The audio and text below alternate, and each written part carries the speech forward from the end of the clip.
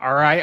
GM. We are live. We are back. And man, let me tell you something. We got Yaku. And like, I just showed you some what is Yaku. And you're probably wondering why the hell I didn't show it to you with audio. But guess what? It's okay. You know what? I got something even better for you. We're gonna about to jump into the actual game and showcase some of the latest features. And what's better with Eli and Kevin here, man? What is going on, guys? How are you doing, man? It's been a while. What's going on? Give me the vibes at the studio. Oh man, yeah, it's definitely been a while, but we're happy to check in. On the studio side, we've been really excited. Some of the stuff we're going to showcase today, and to be honest, we're going to drop some alpha. Anytime we're with George, it's always a good time to drop alpha. So you got to throw on the alpha shades, and we'll be jumping into all the exciting stuff. Right now, we're going to showcase some of the features we've been working on, but like I said, we'll drop a little bit of hints of what's to come in the next couple of months, and it's some pretty exciting things. Bro, I need to put the shades on because there was just so much fire. It was so much heat. The light, man. Like when I was checking out the game before, Kevin gave me that special access, and I said, "Oh, damn!" Like, let me tell you something. I can't wait to get my hands on the game. I'm telling you right now. I already know that the Discord's already probably right now asking me. Haven't even opened it, but like, when game, and that's probably going to be the $1 million question on the show all day. When game, when access. So, Kevin, man, how you doing, man? How give us like the 30-second like intro on Kevin, man. Oh, I think I got him on audio. Your audio, just check your audio settings. Think you're muted, buddy. He got too excited for the show, man. Yeah, That's I what it forgot is. to throw on the mic. On the bottom of the setting, there should be a mic, and you might want to switch it to the earpods. Anyways, while we get Kevin, On hopefully board. his technical issues are not a game issues. I hope he could play. He's good at the game. What do you say, man? Is Oh he no, any good? Kevin. Yeah, he's a gamer. It definitely looks like a businessman, but he's a closeted gamer, so I know he'll be able to perform. Yeah, man. Look, man. Really cool to see where you guys are at. Always love to showcase games, but there. I think we hear you now, Kev. Give me the Hello? mic check, Kev. You can hear me? Yeah. Dude, we hear you You hear loud me? and clear now, man. Perfect. It's so hot in the studio right now because of all the shipping you guys are doing. Is that why you're having some issues? No, I don't know. I was on my AirPod, and so now you can hear from my computer. Maybe it's my AirPod anyway. Kev, Thank you guys for the invitation. yeah, Kev, give me that. Like, you tell your normal friends, people that don't know about Web3, what's that pitch that you give them on who you are and what you're building?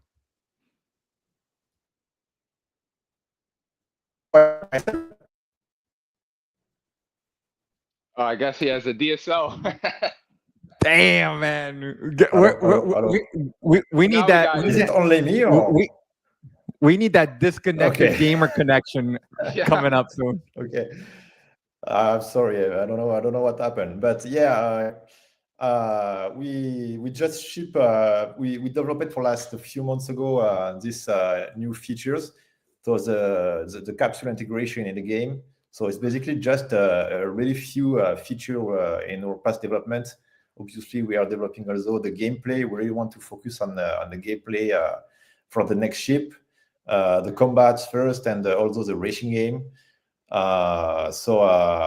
Please take this demonstration as a very few very few development we made past few months. So we're really happy to show you that and to get your point of view.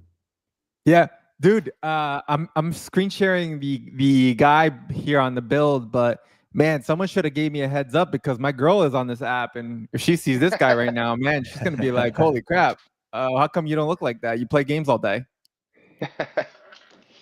No, All right. we're really excited. Being that we're an MMO, one of the largest features in any MMO is obviously the character customization and making sure that your avatar is unique.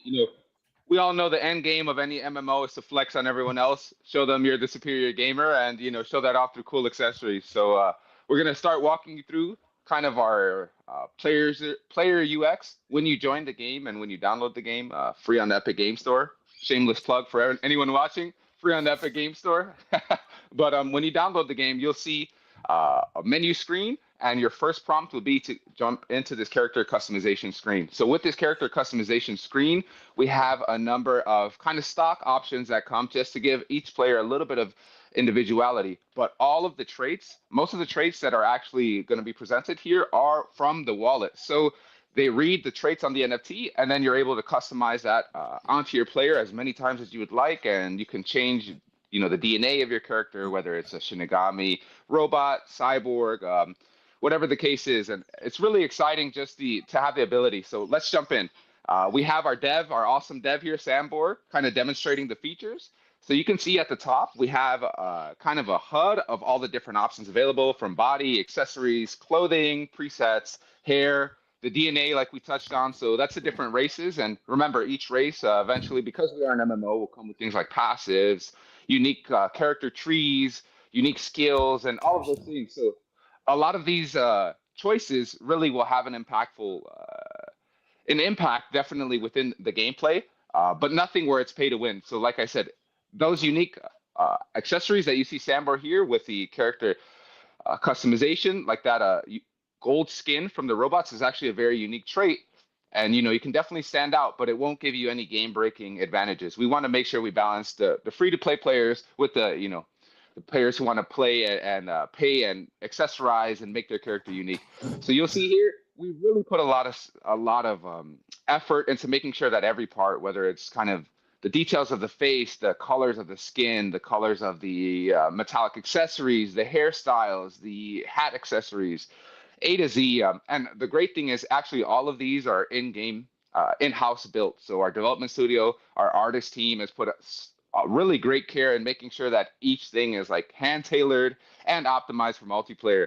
So I don't know, what are you thinking, George? What's the first kind of vibe on the character customization?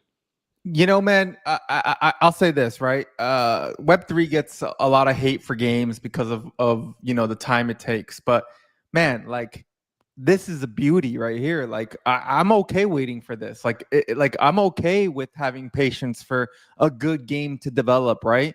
I think that, again, crypto has always given us this 100x mentality of everything happens overnight. But good games take time to build. And like, man, to see the polish, to see the customization all within the game right now, that's what I've been talking about. Like, man, give it patience, give it time, because we will have our time. And our time is very much now coming, because you're able to finally see this. Like, we're beyond what, I remember what you guys showed Yaku maybe a year and a half, 2 years ago, right? And it's like, man, to see where you are now, like, congrats. I want to say congrats first, but yeah, like, this is the type that gets me excited, because the world becomes endless with what blockchain could do to power a game, to make it more immersive, to make it more. Hey, we talk about assets all the time. We talk about like, hey, what could it be if I could actually take this character and bring into merchandise and stuff like that? This is the type of stuff where it starts. Like, hey, being able to customize to be able to make it for what I want it to be.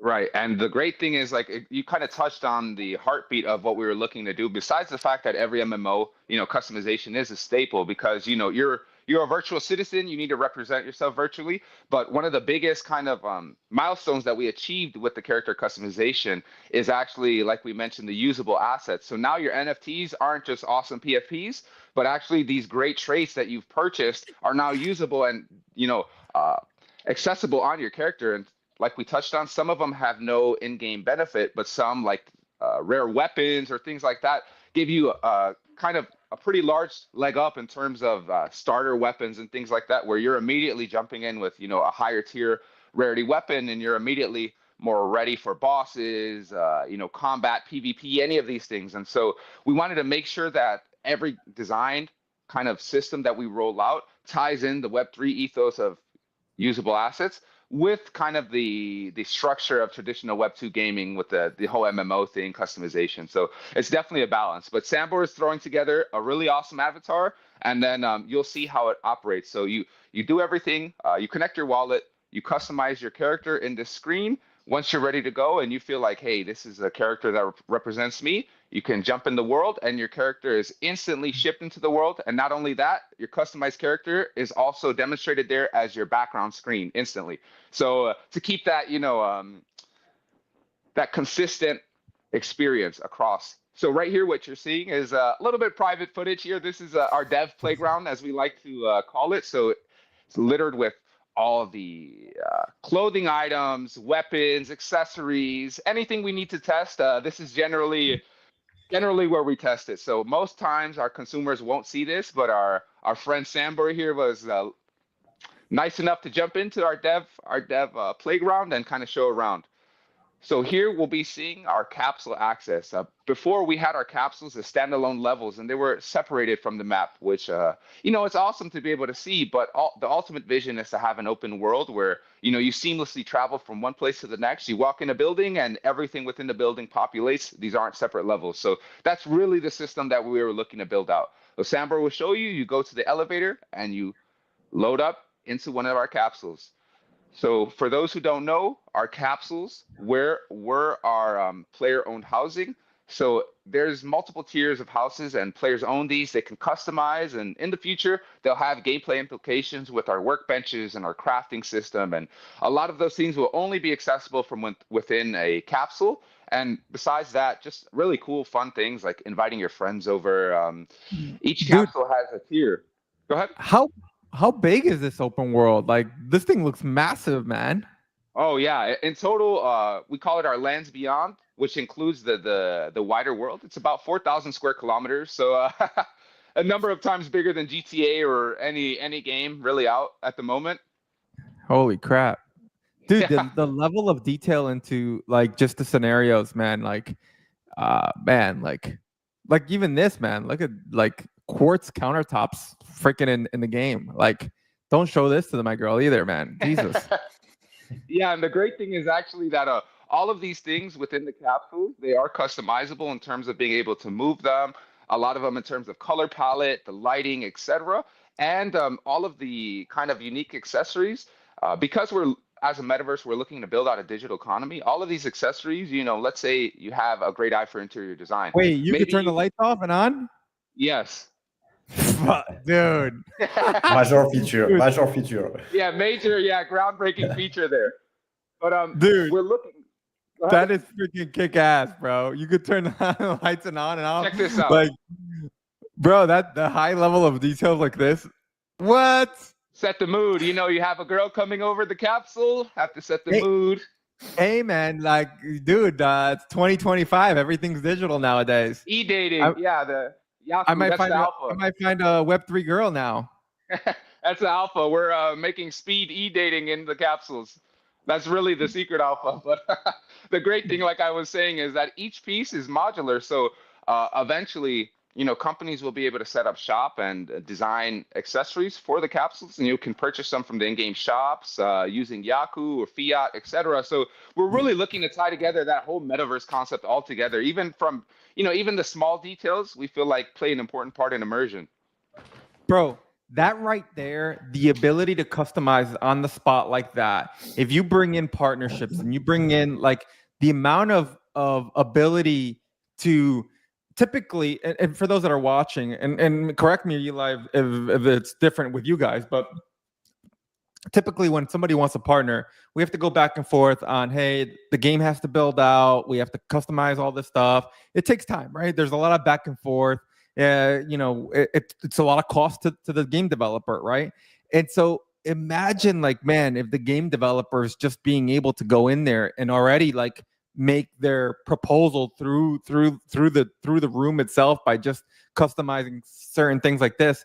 You're talking about being able to speed up partnerships to a level of self-sustaining, right? It's like on your own type thing. And that to me is truly innovating, because I don't think people realize how hard it is sometimes to sell somebody else a dream of why their IP should be in a game.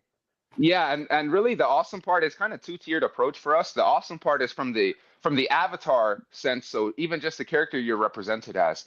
We have currently 10 to 12 integrated in game with things like Bored Apes, Solana OGs like Bohemians, Fungis, really like 10 or 12 different avatars we have available. And for as far as like the customization and accessorization items, that's extremely easy. So within our roadmap, we already have something called the Creator Hub, where not only communities, but actually individuals will be able to upload their designs and sell them through our store, sell them in, maybe microtransactions.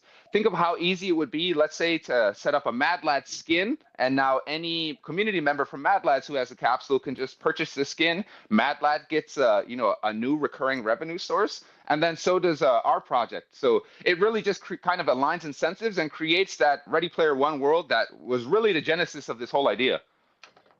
Dude, man, Kev, man, you're quiet here, man. Tell me the alpha here, because like you've been working on this, you've been building on this. What are the features here that you are really excited about to bring to life, being in gaming, understanding Web 2 gaming, understanding Web 3 gaming, and saying, hey, man, the reason to build in this space was because you could see something further beyond delivering of that immersive game experience that true game development's all about. What was it here that for you that really clicked?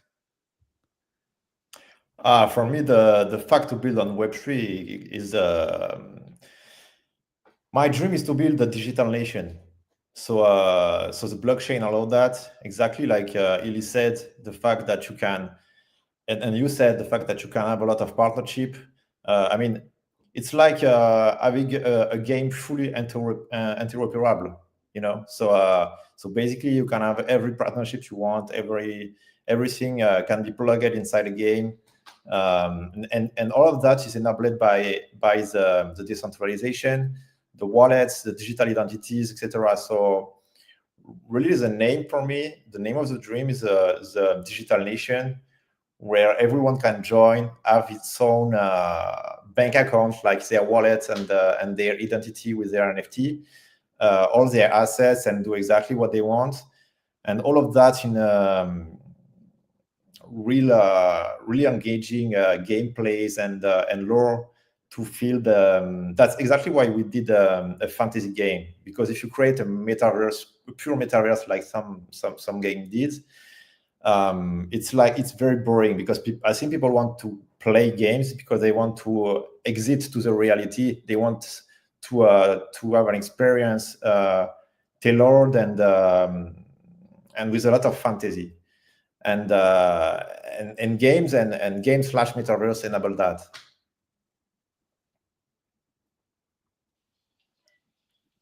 Can you hear me? I think George. I don't hear you. I don't. You're mute, George. Oh damn! Your time, dude. Yeah, Kev, you're rubbing off, man. Look, I love the aspect of you mentioning, what excites you and what brings you to life to bring this, right? And it's a lot of being, again, the immersive experience of escaping from reality, right, into gaming. I think people forget, like, especially in Web3 gaming, they made it so monetary, they made it so financial driven that they forgot the reason why games exist. Yeah. And I think, like, bringing this to the table of giving me the game first, let me play the game, let me explore the game, and then if there's a financial reward, cool.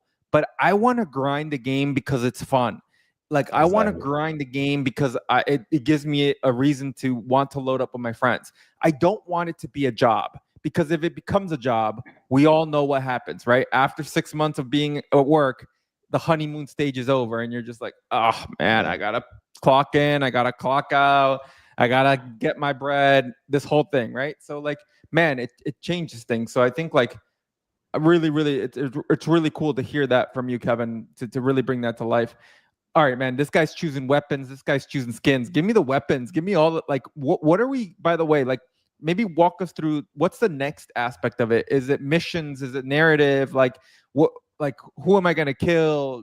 Is there going to be like leaderboards? Like, talk to me, like, what all that looks like. Cause I got the metaverse. I got what the game here already. Like, I'm fully locked in now. Yeah. So for us, really kind of our main focus on the front end, just like you touched on, George, great games take time to build. And specifically with the vision that we had, kind of the most important thing at first was for us to build the groundwork, the foundation, the infrastructure. So just for example, what people might see here is player-owned housing.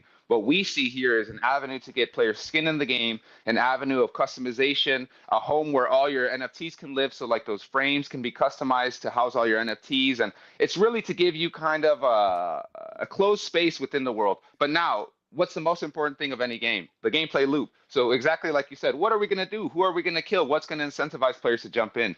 Well, our next update, we touched slightly on it. We had a tournament of the Kami, about a 50K tournament about a year back with our combat mode, and it's only gotten better since then. So our next updates will really hyper focus on the combat mode. We're all fans here of like high, fast-paced action games. So I know Kevin loved like Final Fantasy. I was a huge Devil May Cry fan, Warframe, any of those anime. Let me flip and jump, run up the walls, and shoot. All of those things hack and slash. So our next updates will be focused all about the combat system, and it's going to take an interesting approach with the story. So those who are familiar with the story know you represent a Yakuvian who resists kind of a tyrannical force known as Saiku that's dominated the world and looks to extract all the resources and kind of has like a technological suppression of everyone. So with the next updates, we may or may not get a single player focused combat mode that is heavily tied to story and progression. And so we built out the world, but now it's time to build out the story that really connects with the gamers and, makes you want to jump in and makes you hooked on, what's going to happen next. I wonder. Say no more, man. Like, man, Jesus, like you got me at the edge of my seat, man. I'm at the edge of my seat here. Kev, man, with what just Eli mentioned, right? Like, looks like a lot of things are coming. You guys are constantly cooking. Now, where do you see the next part of building, right? Like, what's the thing that really wants to be showcased verbally that you can't show in the game yet from what you guys are building? What's that like message that you want to send to everybody of why the next chapter of Yaku is about to start and why I need to pay attention today? The next chapter of Yaku is clearly the gameplay, like Eli said. So really want to focus on because we build a lot of functionality, a lot of the base of the game, but now we want to we have a very good base, but now we want to make fun. So for that we need gameplays, and first we want the combats because it's more because we have two gameplay plans. We have the combat and the racing, but the combat is more advanced than the racing. Why? Because it's a little bit easier. Strangely, because for the racing, what is difficult is to rig the bike and make the bike rode in the Physics. nice way. Yeah, the physics. But also because we had a very big contract with one of the biggest studio in it to create the racing game, so we wanted to leverage on that and to create the Yaku one. So we saved that time, focused on the combats. Then we released the racing game. So our dev are currently working on the combat right now, and we are hyped to show that in the near future. I can add something in. Yeah, go for it. Kevin is a little bit underselling because one of the things that we'll be releasing shortly with some of these things added is our virtual human system. So that's something that I'll just tease here, but maybe towards the end we can speak a little bit more about our intelligent agents and the virtual humans that will be populating the Yakuverse world. So just a little teaser. Dude, Kim is spilling the alpha. Look, there's something to this. Let me ask this question, right? Building these kind of games takes a lot of time and effort, and connecting a lot of this is also something. So will we see a racing game aspect where it's like its own build, and then like the combat being its own build, or will it all be included in the open world like all at once? Are you guys releasing it by chapters, or are we going to expect to like have it all on one build? So, no, for technical reason, I have to answer on that here. For technical reason, for now it's almost impossible to run that kind of gameplay live in the world, because it has so much it's very compute intense. So for now, the technology doesn't allow that, but for sure, when we'll have the possibility, we'll do it. But first, we'll ship that as standalone game. Obviously, not another game to download, but you will have to choose in the menu what gameplay you will need, or you can connect. I think that's why Ellie wanted to say you can. The goal is to connect in the game, and in the game you can launch a party, a racing, a fight, etc. So you can launch the gameplay in the game, but it will not. The people in the world cannot see the racing. This is pretty common too. I mean, any game that's pretty heavy, intense on like animations and all of these things, like let's say Warframe or even GTA. When you're in GTA, you can interact socially and run around the world, do certain activities. But let's say you want to jump into a heist. Well, then you're transported to an instance, and it's only the characters within your party, and that's for like multiplayer replication purposes and all of those things. But the way it's framed in the game, you don't understand that that's a limitation of the game. You see that as a feature of the game, and so we're making sure that when we roll out the features, it feels organic, and ultimately, we want to make sure that the whole world is interactable. So let's say you want to engage in the race mode. Well, then let's go to the racetrack and you can launch from there. Spectators can watch from the outside. And so that's the ultimate vision of any metaverse. But of course, we have to do it in phases. Yeah, no, I it's expected. I just wanted to kind of make sure that like that's exactly it, so that we know, hey, like, okay, what do we prepare for next, and how do we come? Because I don't think people know that sometimes it does take a while to be able to combine everything, right? And I'm glad that you mentioned the GTA aspect of it, because I don't think people even realize it in there, because GTA does it so smoothly of, hey, you transitioning when you're into the heist, it's transitioning into to part of the build as well. So man, like really kick ass. All right, so we're here, we're in this room. Sambor, take us down the elevator. Take us down into the main room that we were in before, man. Like, I think like I haven't even been able to explore that myself when in that room that you guys were started off. But walk me through real quick, Eli, as well. Like, what are we seeing in this main storage room crafting? Like, where do the NFTs and all that stuff transition into the game here, right? Like, I think that sometimes a lot of people will ask or wonder, like, hey, why need the asset? Why should I hold this asset? Why should I keep the asset? And I think we're going to see right now exactly why it all makes sense. Yeah, definitely. So like we mentioned, this is our dev staging area where pretty much any of the testing and new features and everything that you see rolled out are first checked out here. So Sambor, if you can head over to some of the katanas. So like we touched on the assets, first you said, why the assets? Well, all of the apartments that we were just in those are player assets, and you'll only have access to them if you own an asset. So the capsules and all the cool experiences inside, like we mentioned, are gated. Some of these weapons here, as you'll see Sambor grab them and equip them from his inventory. Some of these weapons are craftable, but others are only available, once again, through the assets. So let's say your NFT has this rare sword. Mine, I made sure to pick it up for that reason. So this will come with a number of different abilities, whether it's like a fire damage over time, whether it's just increasing your inventory capacity, the weight you can carry, a lot of these other factors that we wanted to make sure that they're more not game breaking, not anything that's going to give a huge leg up, but they're more quality of life. So a lot of the games we have noticed with like paying aspects, they help more in quality of life to, there's a reason to get them, but it's not anything game breaking. So if you can go over to our rack now there with our clothing rack there, Sambor, so we can run them through. Some of these outfits as well have huge benefits. So like if you can throw on our Cybercop outfit, our Cybercop suit there.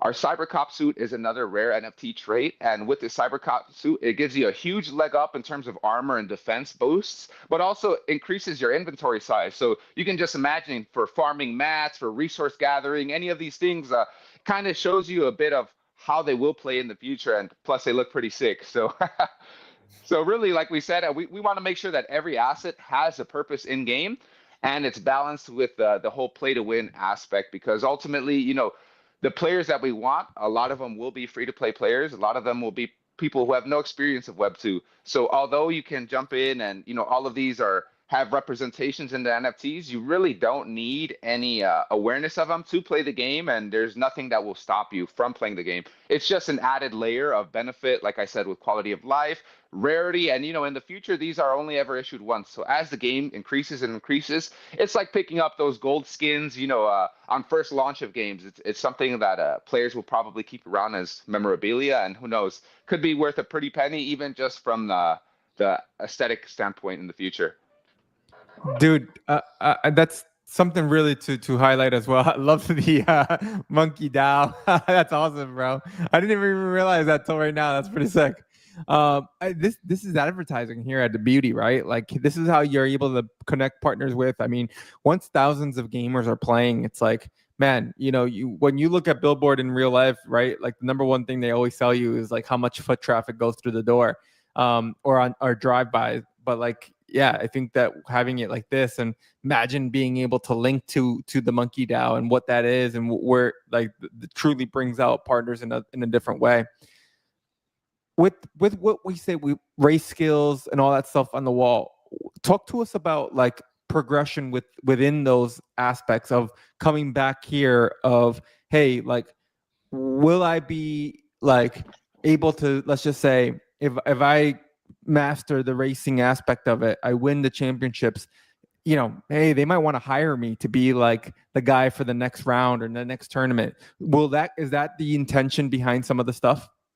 Yes. So every feature, it's actually interesting you say that. That's something that's been kind of in our roadmap for, I want to say, approximately 2 years. 2 years ago, we were at the Global Sports Business Forum, and we created a Yaku Arena. If you can run out, Sambors, to show some of the open world, we created a Yaku Arena. So like we touched on, our world is extremely huge. The arena is not here present, but it's just so you get a scale of the size of the continent of the Yakuverse. And really, we have things like a stadium set up, etc. So the whole infrastructure we built, all the advertisements, we have things where they were able to track exactly how many unique players pass by every, quadrants of the cities, the billboards, etc. We built out our entire infrastructure for that vision of having, let's say, the race mode you touched on. So we're partnered with Honda. It would be awesome to, you can imagine a Honda Grand Prix where digital racers are the athletes and brands sponsor them, whether it's skins on the bikes, whether it's decals on their actual avatar, whether it's unique experiences within the world. And we've created so this is some of our storefronts. We've created whole procedural generation systems that are proprietary, so these companies can jump in with no code experience, not have to put too much dev effort, and completely launch stores just like you see here with where you can purchase cross chain, so Solana, ETH, Fiat, a number of payment options on and off ramps. And we created that whole infrastructure. So just like you said, every game mode should link with something, kind of in the wider scope of the world, whether it's promoters, sponsors, storefronts, changing the whole retail system of how you engage in e-commerce online. All of those things are already built and already within the roadmap. And really all we're lacking, which is the next phase of our development, is really completing the gameplay loop, but everything else is there. Yeah. Kevin, what do you think is a message to send to builders, game developers, Web3 people of, it's tough to build. It's rough. It's hard, especially in public. How do you get to today's stage after so many years of being here and building this? That's the question. For next builders, I think the main thing I can say is that a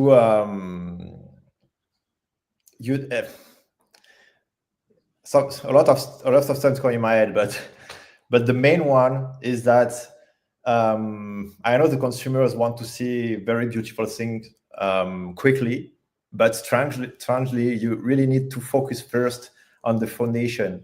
And it's one error we did the first years. We wanted to create. I'm sure people remember the first map, which was based on a very small Hong Kong map, and that map was beautiful, but it was completely not fast, completely not optimized, etc. So we lost some time on that, and it's the main thing I will say to developers, people who want to create games, is to focus on the foundation and create focus on the optimization. It's the key to create the game fast. That is a key to anything that you do in life, building the foundation. For sure. But in gaming, you have the pressure to show something beautiful, and the consumer are not don't know that, they don't know the background. So, but you have to stay focused on the foundation and create something, educate the community, explain that it's for the good to focus on the foundation first, for the good, and now we have that foundation. Of course, we can deliver some gameplay, etc. But it's very, very important. Yeah. Well, guys, we're coming around the 40-minute marker. I mean, I'll tell you, this has been truly, truly exciting to bring on to stream. Appreciate you guys giving us the opportunity as well. And I could see, based on the comments on the Solana gaming stream that I have open on here, people are definitely saying this is crazy, this is awesome. So it's good to see and good to hear that people definitely are enjoying it and waiting for it. Give us the last piece of alpha here. When do we expect to be able to get? Is it the next 3 months, next quarter of 2026? When will we get our hands on this build? I can say the build you're currently seeing with the capsule access and everything, that should actually be available very shortly, probably our next update release. But as far as the combat, the skill tree and everything, I can say more than likely before the end of the year, players will get their hands on something that's fun and able to do. And like I said, we're doing it in a phased way. So, maybe the first gameplay might be something single player with only limited ability to check out our skill tree. But, we want to give you guys something tangible first, and then we'll worry about releasing the features and the rest. And last thing I'll add on my end, remember, guys, in tandem to this, Raijin Labs, which is the parent company of Yaku, is developing a whole infrastructure for AI agents and virtual humans. So imagine this metaverse with all the infrastructure, all the great things we talked about, all the gameplay, but virtual humans that are responsive in under 100 milliseconds, completely have dynamic and unique engagements with you, interactions. They have long memories, so they remember each player individually. And maybe you had a certain interaction with them that I didn't, so you might just get a secret quest with secret rewards that I might not have access to. So allowing that individual experience within the metaverse and kind of tying home, now we build the world, let's provide the soul of it. And yeah, we're just so excited about how that ties in with the gameplay and just so many things. Like Kevin touched on, the race mode we actually designed for one of the biggest well-known, we can't really say it, but one of the biggest well-known projects across the entire Web3 space. So there's a lot of development, a lot of things coming on Yaku End. We've been a bit silent, but we always put product focus first. So that's why. I have no issue with a project being silent as long as they're building something. And then I have no issue a project being silent and then coming out with something like this, because I'm like, holy crap, you can do all the silence you want if you're going to show me this. Man, Kevin, Eli, appreciate you guys coming on. It's been awesome having you guys on. It's been great to be able to see this. And I can't believe you said at the end of the year. That means in less than 5 months, we're going to get some sort of access to the game. So that's massive. I don't think people realize less than 5 months. I mean, we're this close to being able to finally get our hands on this. And I think, yeah, we're going to get the win game. Well, guess what? It's coming in the next 5 months. Eli, guys, probably sooner than that. And all the trailer footage, I'll take the credit. I messed up. I sent George the one without the audio. So guys, that's on me. But everything you saw in that trailer is stuff that we've already developed, gameplay that's already possible within the world. So it's not anything forward looking. Actually, that snapshots are development about a year ago. So you can only imagine what's possible now. Say no more, man. Eli, what's the epic wish list? Give us the alpha to make sure that we all go hit wish now. Guys, you'll want to jump in because with this next release, ahead of the gameplay, we're going to start doing stuff like having some token drops and NFT drops or different unique rewards that you can only get from accessing the game. The game is completely free. You can jump on the Epic Game Store now, download it completely free. You don't need any assets. There's no gating. You can jump in and check out the world right now. So make sure you guys do that. Epic Game Store. Throw it on the wish list as well. Promote Web3. Web3. Let's support Web3. All right, guys. Kev, it's been awesome having you on. Thank you, Eli, guys. It's been great. Till the next time, we got to run this back. And next time, we got to be in the game in combat, bro. And we got to put some money on it too as well, because I'm a competitive guy, man. I don't like losing, man. So I'm telling you, we're going to run it back, and we'll definitely be streaming. Kevin and George deathmatch. For sure. Guys. Yeah. Don't say no more, man. I'm in. All right.